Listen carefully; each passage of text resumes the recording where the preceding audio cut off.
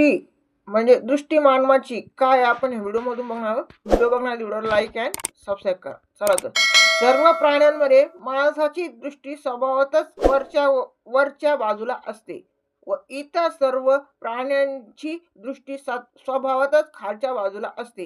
हे वर पाहणे, वरच्या दिशेकडे जाणे, पूर्वताचा शोध करणे यालाच उद्धार असे म्हटले आहे. आणि जितक्या लवकर माणूस वर चढण्याचा प्रयत्न करू लागेल तितके लवकर तो सत्य म्हणजेच मुक्ती होय या कल्पनेकडे प्रगती करू लागेल.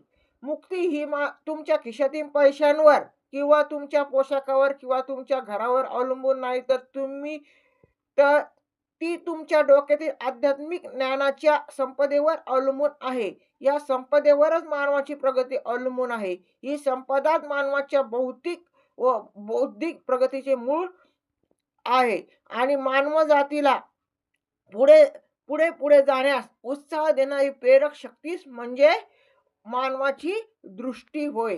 धन्यवाद.